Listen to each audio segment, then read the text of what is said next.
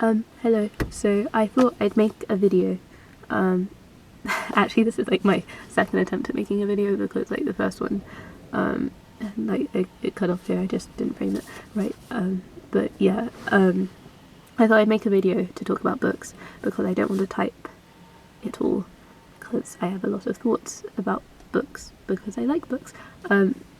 As you probably know, if you're following this, because you're probably my auntie if you're actually watching this.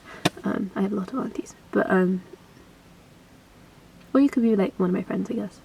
Anyway, hello, you're watching this video.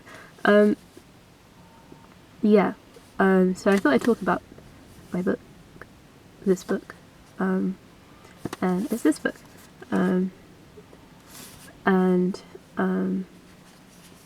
yeah, can we first like talk about the actual like physical book, because look how beautiful that is.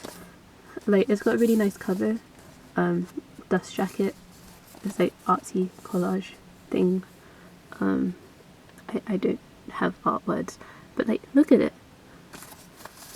I'm the sort of person who will buy a book based on its cover, which you're not meant to do, but like, actually, I think that's okay. Like, obviously, that's not how I pick all my books, and like, I will like, I say like too much. I will consider what it's about and everything, but you know, if you're in the library or whatever and you're looking for a book to read and then you like take a book because the spine's nice or the cover's nice or whatever. So I feel like publishers need to take that into account more.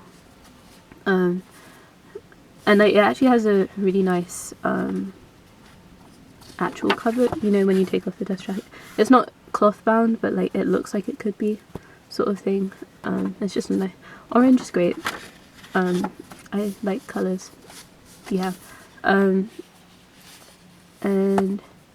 okay, I should probably talk about the actual book. It's a good book. I said I had so much to say. This whole video is just me saying it's a good book, go read it. No, it's got like some solid ideas for feminist thinking. And yeah, like basics of feminism, I guess. I know Adichie is quite well known as a feminist. She was in that Beyonce song talking about feminism. I don't think the quote in that song is from this book.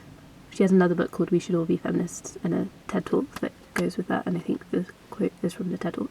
But this probably has overlapping ideas. I've listened to the TED Talk, it definitely has overlapping ideas. But yeah, and it's, so the whole like premise of the book is that Adichie's friend asked her for suggestions on how to raise her daughter, her newborn daughter, as a feminist. So Adichie's response was this book. I think she's made some changes for publication, obviously. But yeah, so the way it's written is really like accessible and also pretty short. Like, I read this morning and it's about 9 a.m. and I woke up at 7 a.m. And like showered and everything. So yeah, I'm sitting in the car because my mum's at work. I feel like I should have started the video with that. You just sat in your car to make a video. Yeah, so yeah, also I'm bored, so that's another reason why I'm making this video. But yeah, I thought I'd read some excerpts from it because, I don't know, I like being read to, and people don't read to me anymore because I'm old, which is really sad. I mean, I guess I could like listen to audiobooks. Yeah, but sometimes, you know, like if you hear a book or like read an excerpt is such a weird word. It looks better written down. But if you read part of a book, then you're like, huh, I actually want to read that, you know. So yeah, I thought I'd read a bit from the beginning, and then some other bits. So yeah, okay. For me, feminism is always contextual. I don't have a set-in-stone rule. The closest I have to a formula are my 2 feminist tools, and I want to share them with you as a starting point. The first is your premise, the solid, unbending belief that you start off with. What is your premise? Your feminist premise should be, I matter. I matter equally. Not if only, not as long as. I matter equally, full stop. The second tool is a question. Can you reverse X and get the same results? I feel like that it just says what it is. Like, feminism, equality, and treating people equally. Like, yeah, I don't really need to explain that bit. But, yeah. And then, it also talks about, like, you know, gender roles and language and parenting and, well, I guess the whole thing is about parenting, but like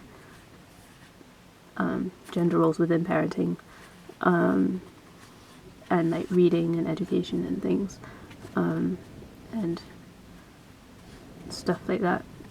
But I wanted to read this section because of, like, I mean, it's always relevant, but like especially relevant now because of the Black Lives Matter protests and things. Yeah, I just thought that was a good section to read. So yeah. Be deliberate also about showing her the enduring beauty and resilience of Africans and of Black people. Why? Because of the power dynamics in the world, she will grow up seeing images of white beauty, white ability, and white achievement, no matter where she is in the world. It will be in the TV shows she watches, in the popular culture she consumes, in the books she reads. She will also probably grow up seeing many negative images of blackness and of Africans. Teach her to take pride in the history of Africans and in the Black diaspora. Find Black heroes, men and women, in history. They exist. You might have to counter some of the things she will learn in school. The Nigerian curriculum isn't quite infused with the idea of teaching children to have a sense of pride in their history. So as teachers will be fantastic at teaching her mathematics and science and art and music, but you will have to do the pride teaching yourself. I just thought that was very relevant. I mean, like I said, always relevant, but like, yeah. And then I also wanted to read this bit, which I've been thinking a lot about recently, like for the past month or so. Like ever since I wrote that refugee article, if you read that.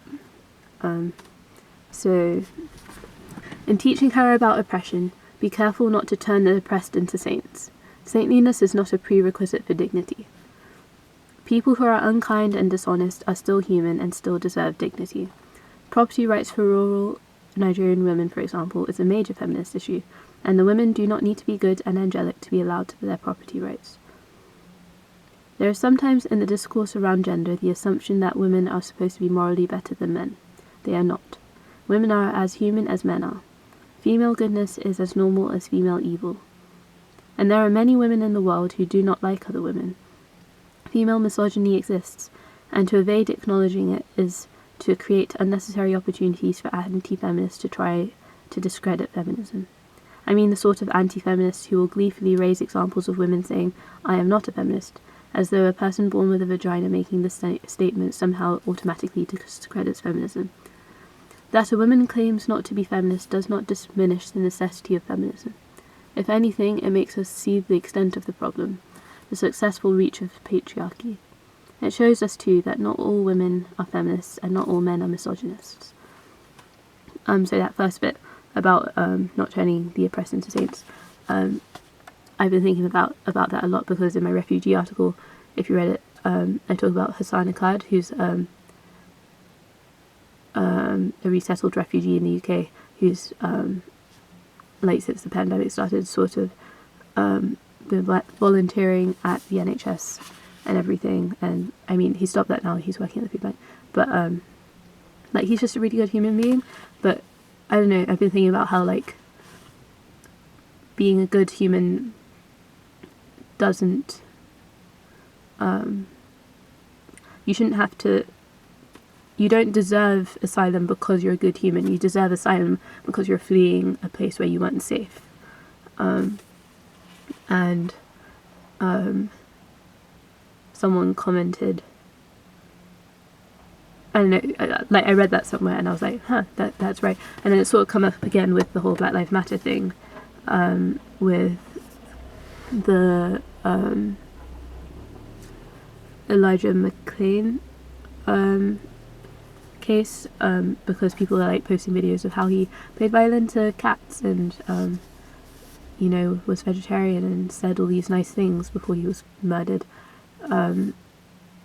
and like obviously that's an injustice, but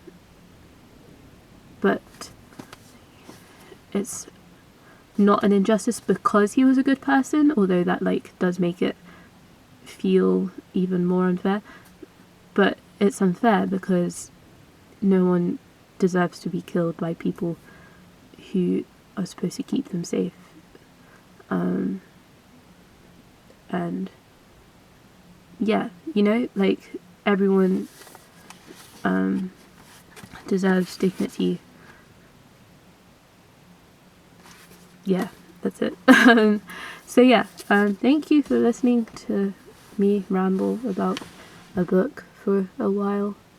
If you're still here, wow. Yeah, I forgot to do yesterday's, so I guess this will be the first one instead. 14 more. I might not do videos for all of them. It's just that I had